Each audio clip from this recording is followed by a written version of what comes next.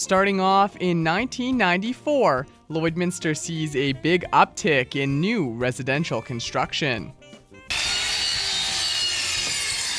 A mini construction boom in the border city. We're certainly as busy as we've ever been. Latest stats show housing starts on the Alberta side of the border are way up from last year. Between the months of January to June of 1993, 15 homes were built. In the same time period this year, an amazing 65 homes have been put up. These numbers include single detached homes, condominiums, and other dwellings. The increase is being credited to an improved economy. The oil sector is quite busy, and the retail industry is picking up. As well, senior housing projects where all of the maintenance is taken care of are also drawing a lot of people to buy condominiums. Semi-retired or retired people that, don't want to be mowing their lawn and, and shoveling their snow and things like that. It's all included in their condominium fees. As to what people are looking for when purchasing a home, that varies. Some with families want schools nearby. Others want a location with other amenities close at hand. What we see is a lot of growth near Bud Miller, and I think that is a feature that makes that market very hot. You have the leisure center there. It's right next to the college. The park itself is beautiful. What it seems people don't want is a home on the Saskatchewan side. Only one home was built in the same time period, and most contractors haven't been building there for years. We haven't built any houses in Saskatchewan for, a number of years. The market there is just too uneasy with what's going on over there. But, I understand there has been some building, but as far as our company, no, we haven't had any kind of activity over there at all. But all in all, it's been a very good year, and city officials hope it continues. We still have some proposals that are coming in that are being talked about for development, especially for the seniors market. There's an effort there by some of the local developers to target even more in that area.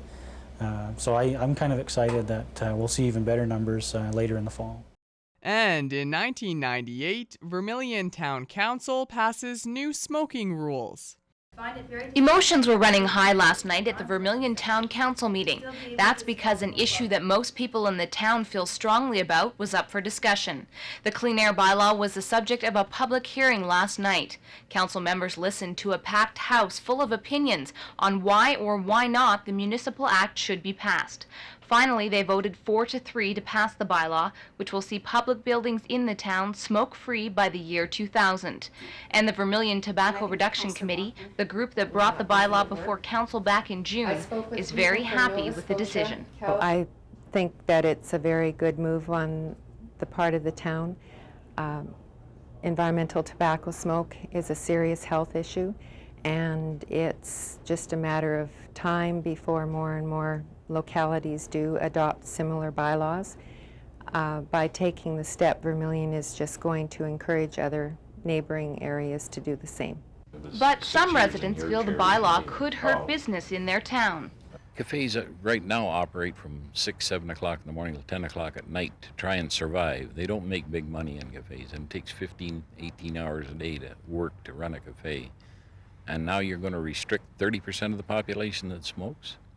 The bylaw involves 2 phases. In 60 days, all public buildings must have designated smoking areas and non-smoking signs posted in these areas. And the second phase is a ban on smoking in all public places where minors are allowed by January 1st, 2000. So far, no other community in the Midwest has taken such a leap. Well, it is a major step, and I think, I hope that it says to the rest of the world that we're pretty progressive and that we're willing to take the steps that our citizens are asking, and I'm sure there's opposition to it, but hopefully with good education, people will be able to live with this. But some still feel this bylaw will cause problems for not only residents of Vermilion, but visitors too. You're also restricting that businessman that comes to Vermilion instead of thinking about starting a business, and he may be a smoker. And he comes to this town and they don't even allow smoking. He's gone to Lloydminster, St. Paul, Wegerville. Council says the next step is to try and ease residents' concerns while starting the first phase of smoking restrictions. This has been our look back at this week in retrospect. Retrospect this week is brought to you by WebSport. Worth your while to drive the extra mile. Webb's Ford in Vermilion.